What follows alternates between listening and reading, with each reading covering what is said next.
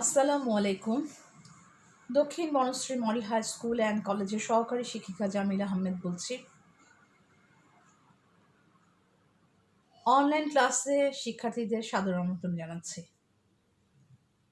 প্রিয় শিক্ষার্থীরা, তোমরা সবাই কেমন আছো? আশা করি ভালো আছো। আমিও ভালো আছি। আজকে আমরা ষষ্ঠ শ্রেণী বিষয় বিজ্ঞান অধ্যায় 10 নিয়ে আলোচনা করব। অধ্যায় 10 আমরা আজকে দেখব গতি।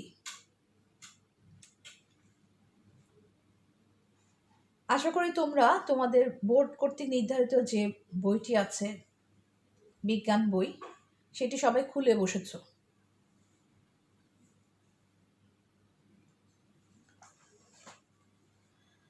দশম অধ্যায় পৃষ্ঠা নং 82। সবাই খুলে বসো। এখন তোমরা একটু বোর্ডের দিকে খেয়াল করো। আমরা আমাদের চারপাশে প্রতিদিন নানা রকম স্থিতি ও গতি দেখতে পাচ্ছি, তাই না?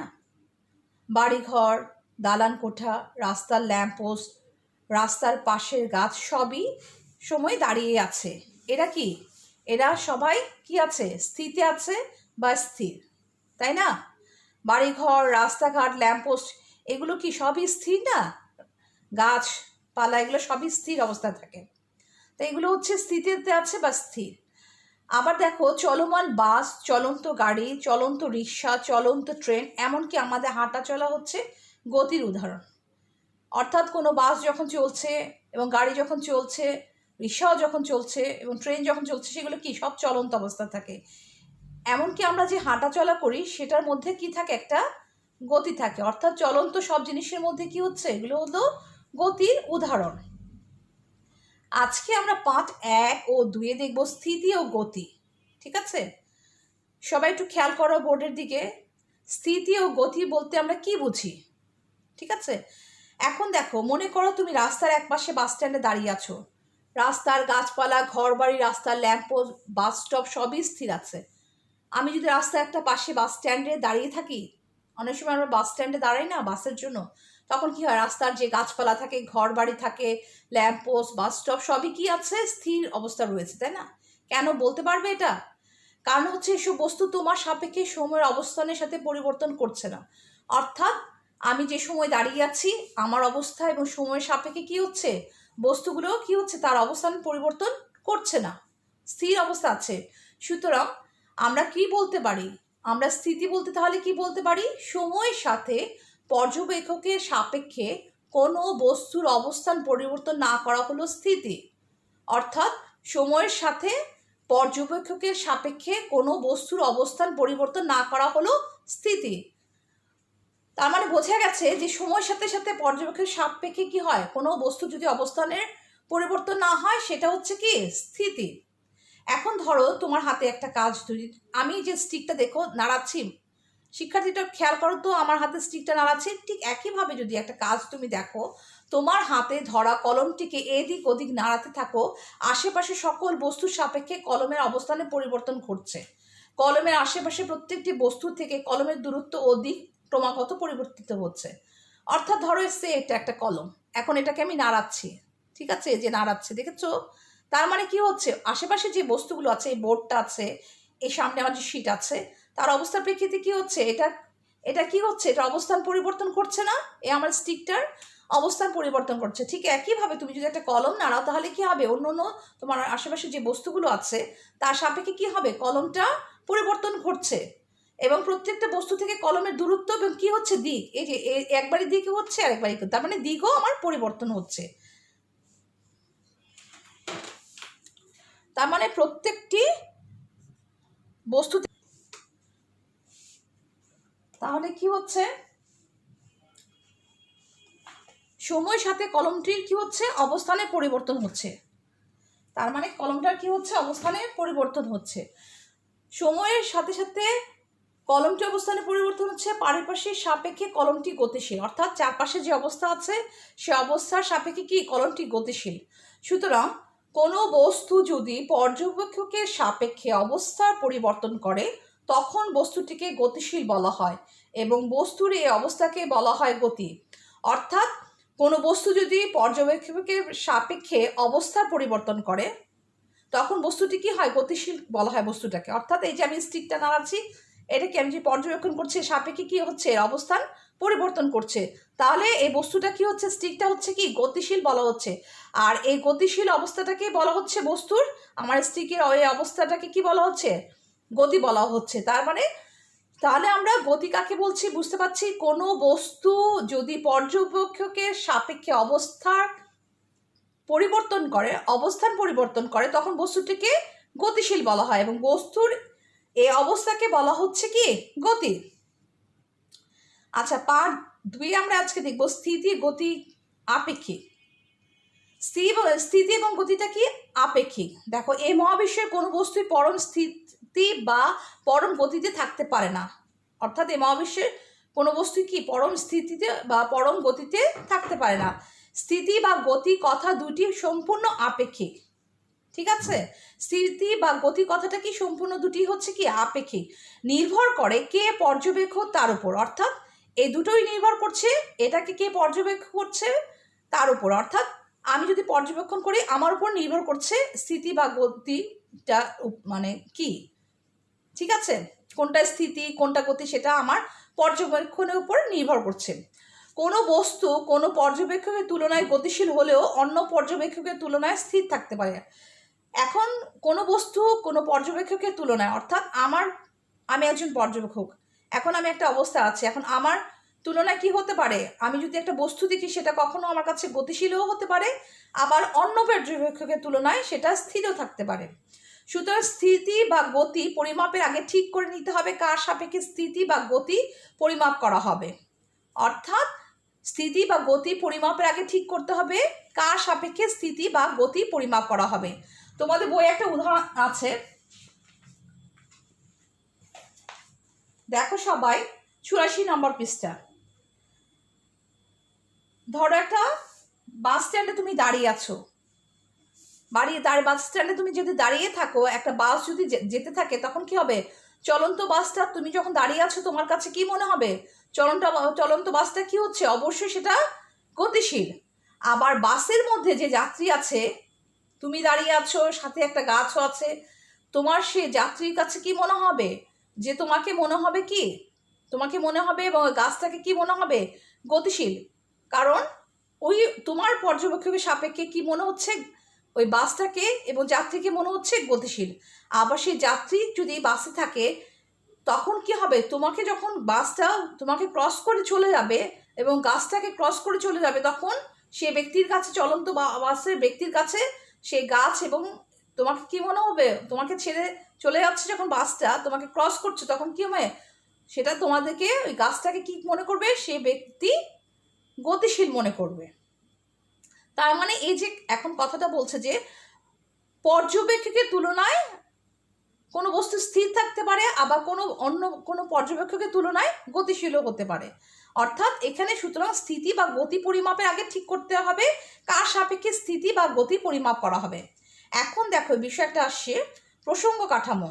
যে পর্যবেক্ষকের সাপেক্ষে গতি বা স্থিতি পরিমাপ করা হয় তাকে বলা হয় প্রসঙ্গ কাঠামো। অর্থাৎ যে পর্যবেক্ষকের সাপেক্ষে গতি বা স্থিতি পরিমাপ করা হয় তাকে বলা হচ্ছে কি প্রসঙ্গ কাঠামো। সুতরাং প্রসঙ্গ কাঠামো হলো এমন একটা সুনির্দিষ্ট বস্তু বা বিন্দু যার সাপেক্ষে বস্তুর স্থিতি বা গতি নির্ণয় করা হয়।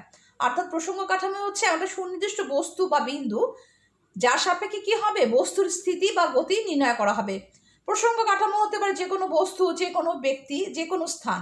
অর্থাৎ প্রসঙ্গ কাঠামো হতে পারে যে কোনো বস্তু, যে কোনো ব্যক্তি বা যে কোনো স্থান, কিন্তু সকল ক্ষেত্রেই এদের সুনির্দিষ্ট হতে হবে। অর্থাৎ সকল ক্ষেত্রেই এদের কি হতে হবে, সুনির্দিষ্ট হতে হবে। আচ্ছা, পার্ট 3 এবং 4 দেখছি আমরা আজকে দেখব নানা প্রকার গতি।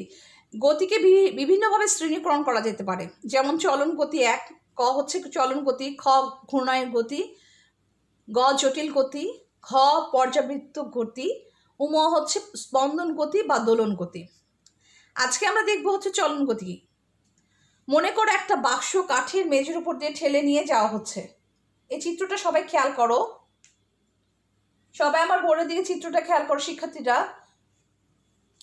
মনে করো একটা বাক্স বাক্স কাঠের মেঝের উপর দিয়ে ঠেলে নিয়ে যাওয়া হচ্ছে। এক্ষেত্রে বাক্সের এ বিন্দু বি বিন্দুতে সরে যাচ্ছে, সি বিন্দু চলে গেছে ডি বিন্দুর উপরে। এর সকল বিন্দু একই মাপ বরাবর একই দূরত্বে সিডি পরিমাণ সরে যাচ্ছে।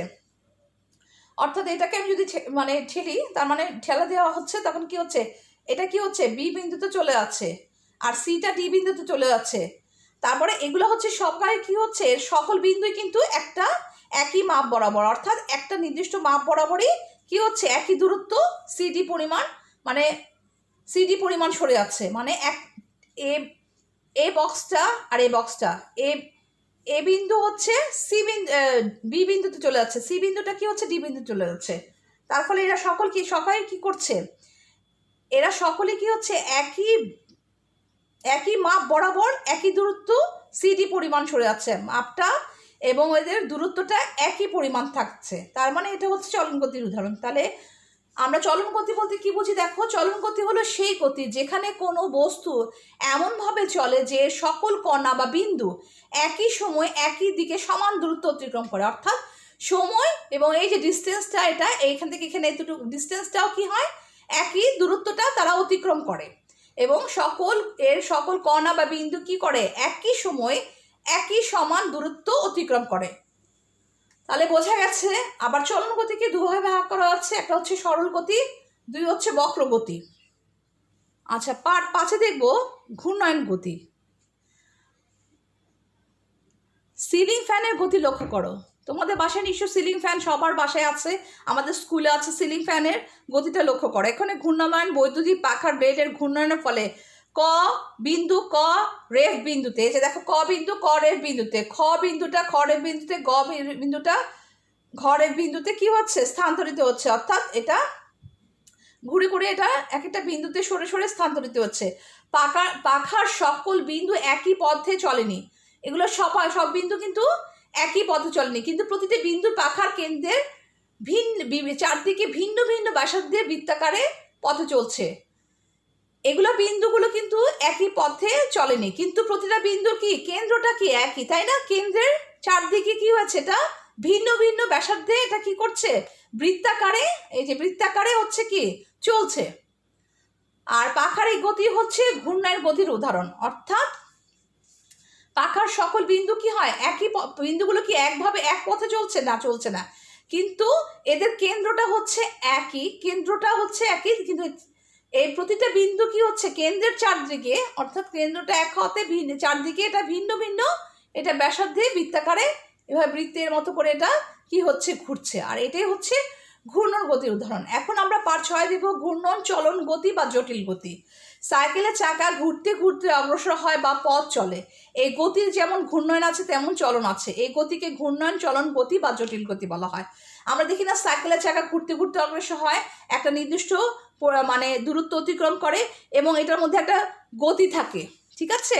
এটা ঘুরতেও থাকে, এটার মধ্যে হচ্ছে একটা গতি থাকে, এই জন্য এটাকে কি বলা হয়, এটা ঘূর্ণনও আছে চলন আছে বলে এই গতিকে ঘূর্ণন চলন গতি বা জটিল গতি বলা হচ্ছে।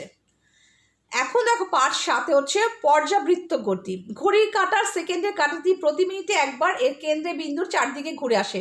আমরা সবাই জানি ঘড়ির কাঁটার সেকেন্ডের কাঁটাটি কি প্রতি মিনিটে একবার এর কেন্দ্র বিন্দুর চারদিকে ঘুরে আসে, ঠিক আছে?